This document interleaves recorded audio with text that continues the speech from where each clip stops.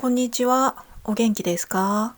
今日は11月の16日の日曜日ですね。さっきね、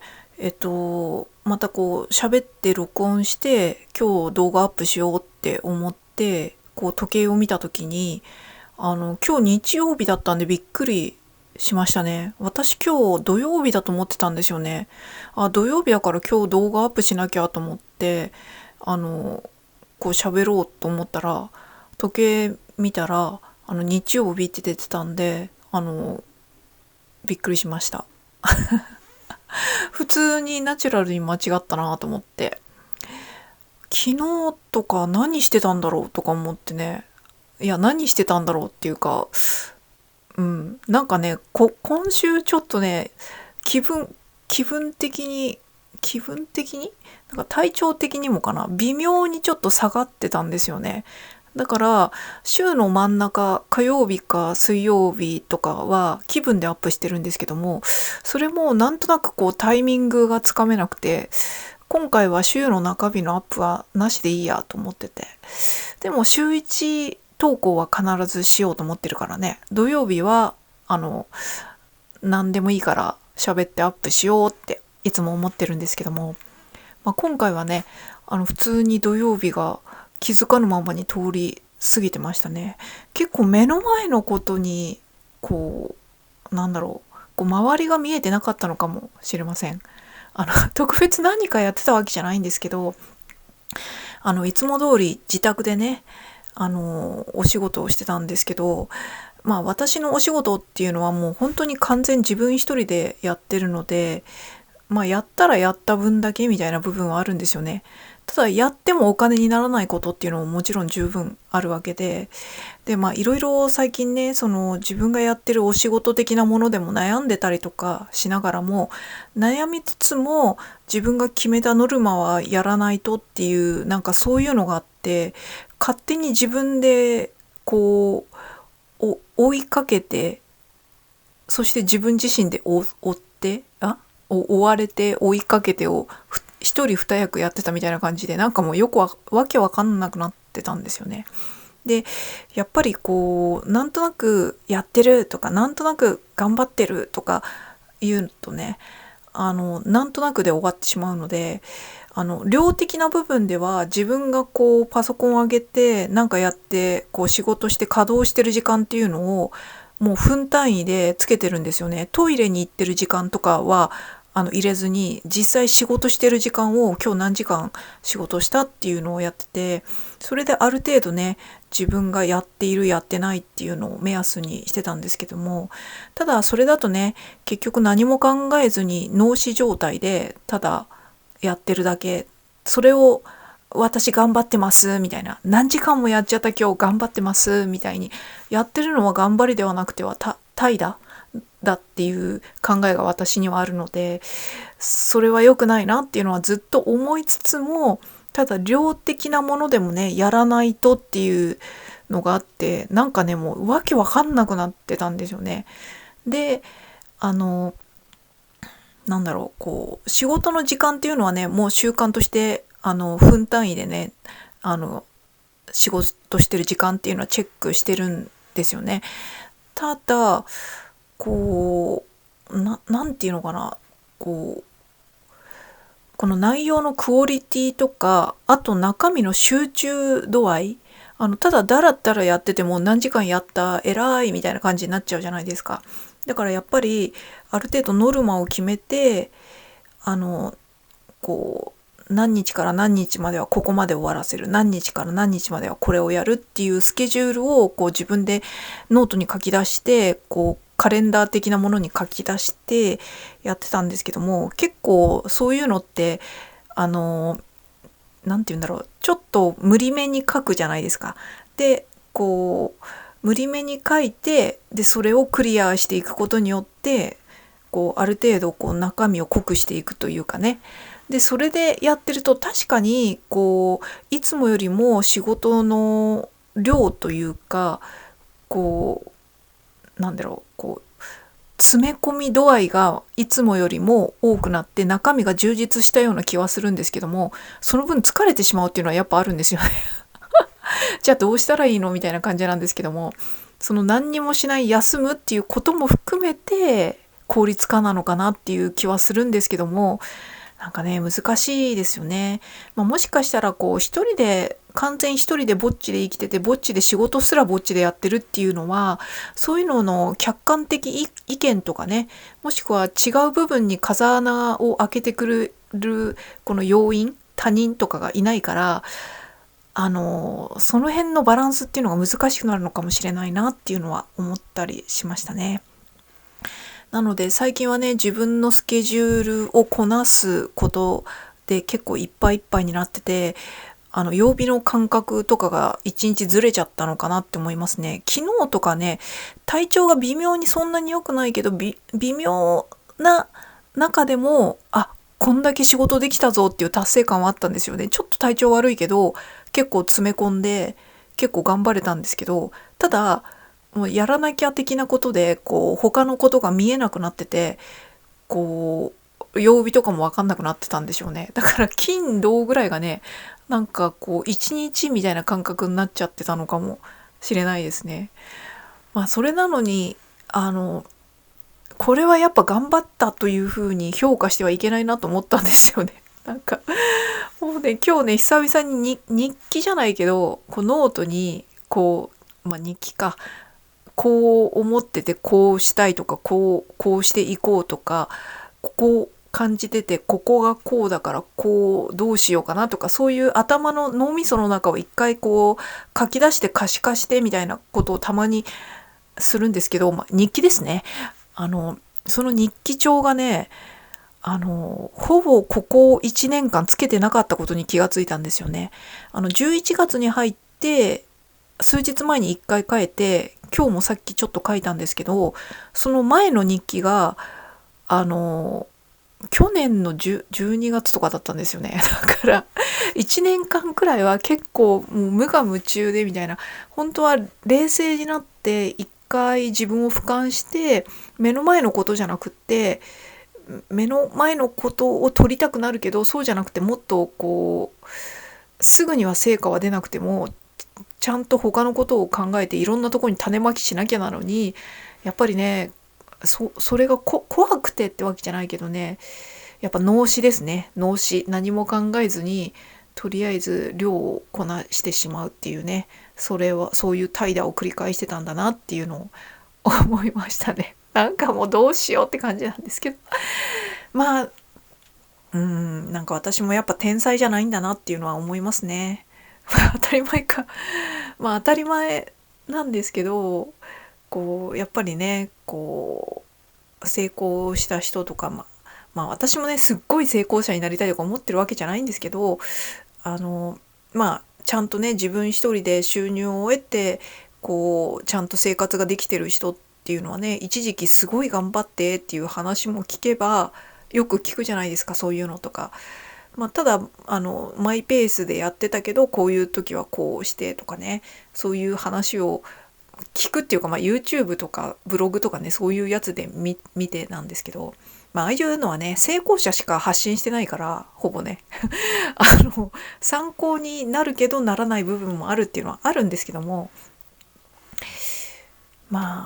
こ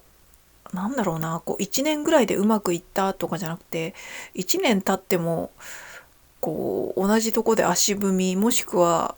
ちょっと下がってるというかね、いやどうにかしたいなと思ってるけど、結局はこう同じことを繰り返すことに甘んじてたんだなっていうね、その痛いところを自分で見つめなきゃなっていうふうに思いましたね。またこうお金がね、こう貯金切り崩しの生活にちょっとぐらい戻ったとしても、その戻る勇気を持って新しいことをやっていかなきゃなっていうのをね、今ちょっとしみじみ思ったりとかしましたね。同じ貯金切り崩しでもね、この4年ちょっと前に始めたこう私っていうもの、精神がもうなんかこう灰になってて、寝たきりで動けなくて、貯金切り崩し生活っていう時とね、今はちょっとまた意味が違うので、こう同じ貯金切り崩しでもこう何かこどこかにたどり着こうとして成果は出てないけど何かをやってる最中での貯金切り崩しなので、まあそれでうまくいかなかったとしても、まあそれはそれでゲームの一環かなっていう、人生っていう名のゲームの一環かなっていう気もするんで、まあどうにかなるべっていう気持ちはちょっとありますね。このどうにかなるべっていうのは自分自身が人並みの健康な状態に戻ってこれてるのであればどうにかなるべってことですね。メンタル的にもうこもう立ち上がれないっていうか、メンタルが死んでる時ですね。美味しいものを食べても美味しいという感情が湧かない、面白い漫画や映画を見ても面白いという感情が湧かないとかね、そういう喜怒哀楽がもうなくなってしまってるくらいの時って結構もうやばいと思うので、そういう感情があるくらい正常な状態、健康な状態であるのなら、どうにかなるかなっていう、何かあった時の火事場のバカ力というかね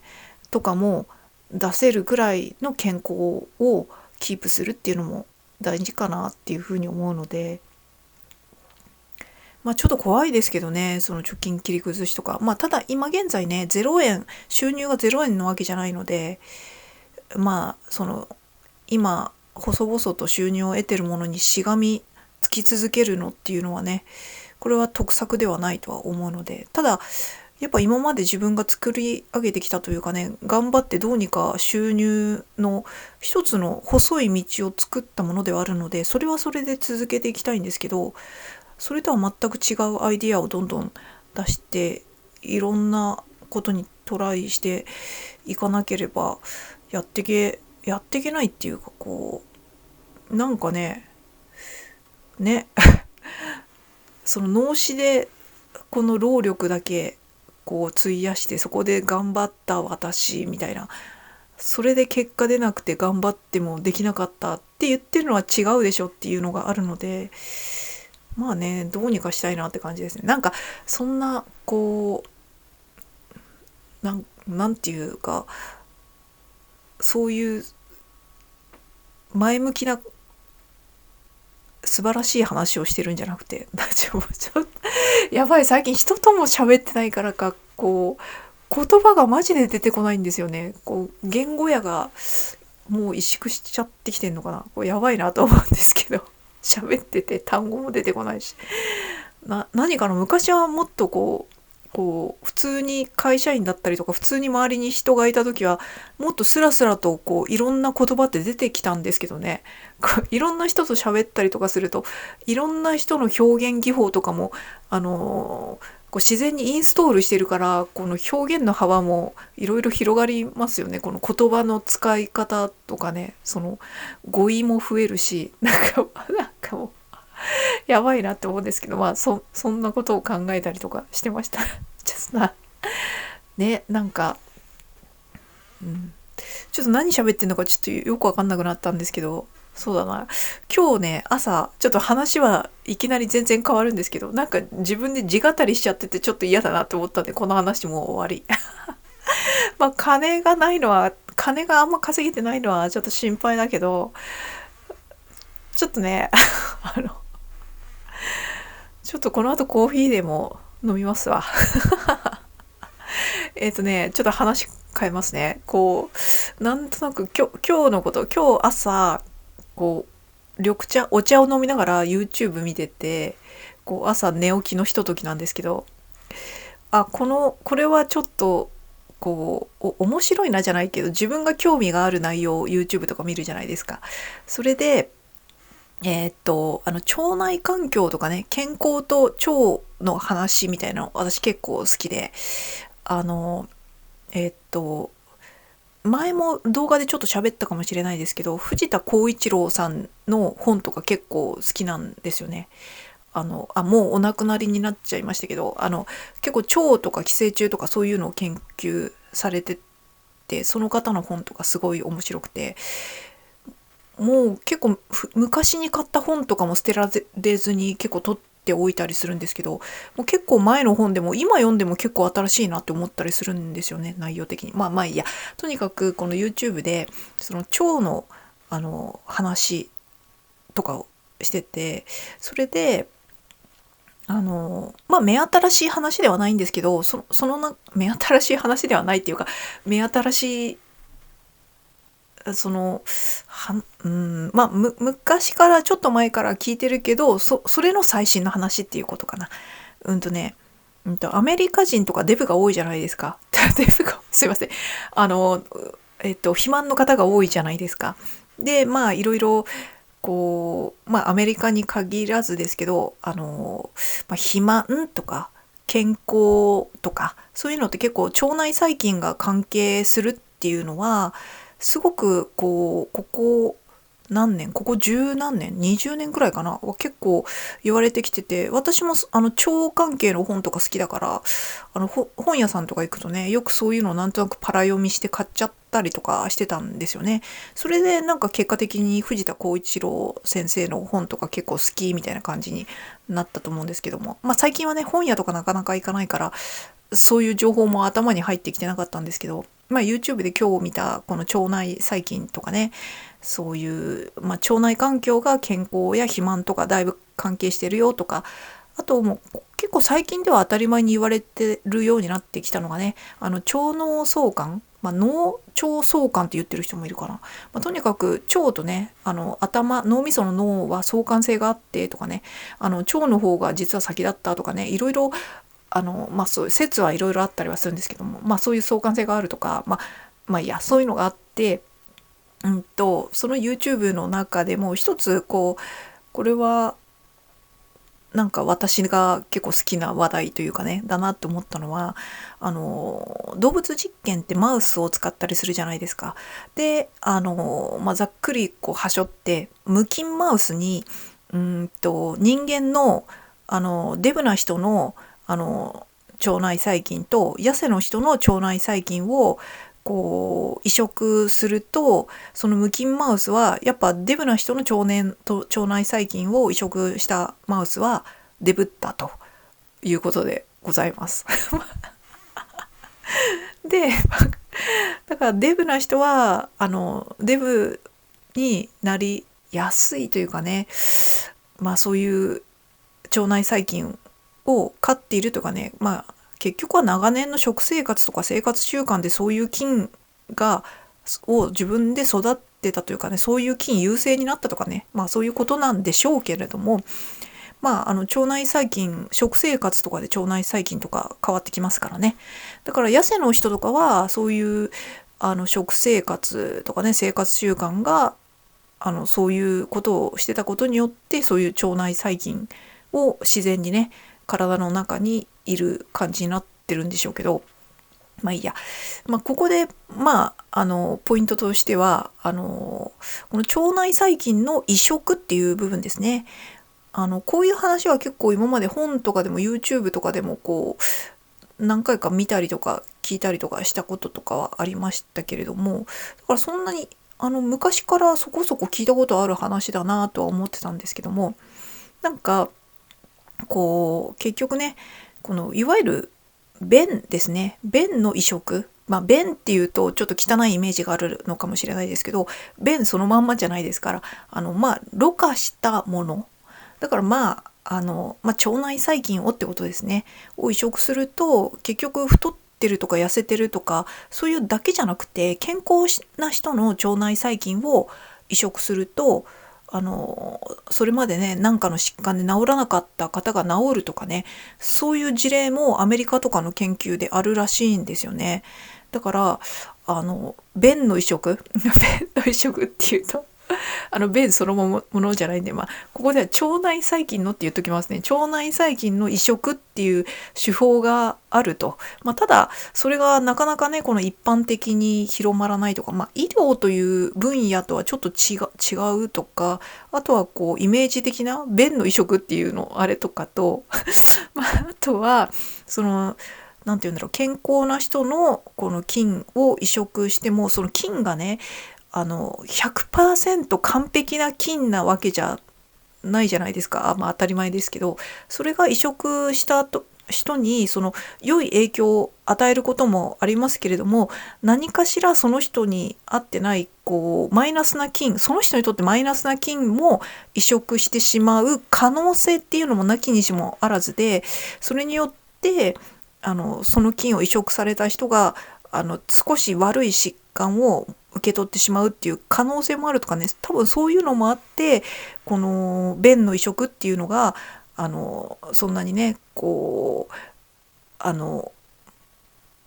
の浸透してないとかね、なんかそういう話をしててすげえ面白いなっていう思いながら聞いてたっていう、ただごめんなさい、ただそれだけの話なんですけどでなんかそこで妄想して、例えば痩せてる人の痩せ菌とかを移植すると、痩せやすくなる可能性はあるじゃないですか。ただ痩せ菌を移植したのに今までの就活習慣ですごい太りやすいものばっか食ってて、太りやすい生活とかをし続けてたら、結局自分でそういうのが育ちやすい、そういう腸内細菌が育ちやすい生活をしてるので、あの意味はないってわけじゃないですけど、きっかけにはなるかもしれないですけど、結局デブのままかもしれないですけど、やばい、ちょっと話がまたちょっとそれてきちゃったんですけど、なんだっけ、痩せてる人の腸内細菌を移植して痩せるとか、あとは疾患に悩んでる人がすごく健康な人の、そこの部分もすごく健康な人の腸内細菌を移植することによって、なんと病気とか疾患が良くなるとかね、そういう事例があるっていう、そのこれ医療という分野に 100% 入ってないのかもしれないですけど、その手法が普通に一般化してきたら、だからその人にとってより良い腸内細菌をしっかりピックしてその人に移植できるっていう技術がもっと進化したら、すごく手術とかね、内臓を移植するとかよりもね、移植される人もする人もドナーの方の人も特に体にね負担なくできるし、すごくいいねって思ったんですよね、聞いてて。でなんか妄想なんですけど、だったらすごくねいい腸内細菌を育てて、それをねドナーとしてね売るっていうのを商売にできたら面白いなって思ったんですよね。だからめっちゃ自分健康でいいもの食って適度な運動をしてみたいな、メンタル的にも健康で自分こんなにいい腸内細菌育ててます、めっちゃ健康ですみたいなね、そういう生活を送って、じゃあ今めっちゃ最高にいい状態で数年めっちゃいい状態続けてきたから、どれだけ高く売れるだろうみたいなね、自分の検便をしてもらってそこで自分の腸内細菌をその専門家の方に見てもらって、あなたの腸内細菌めちゃめちゃいいですねみたいな、これだったらこの腸内細菌にマッチする患者さんがいますよみたいな、この腸内細菌最高にいいからめちゃめちゃ高値で買いますみたいな、そういう商売が起きたらめっちゃおもろいなと思ってそしたらみんなお金のためにめちゃめちゃ健康になる努力とかし始めて高く売るそうみたいななんかね、そういうのができたら面白いなって思いました結局高く売るぞって思って頑張って高く売れなかった人もね、結局健康になってるから、医療費とかかかってないし、もちろん国のね保険医療のその国の医療費負担とかも減るしめっちゃいいんじゃねとか思ったりとかしたんですけど、そういうことをね妄想したりして、ちょっと自分の中でちょっとにやりって朝笑ったっていう、そんなどうでもいいお話でございました。はい、本日はそんな感じでございます。それではまた。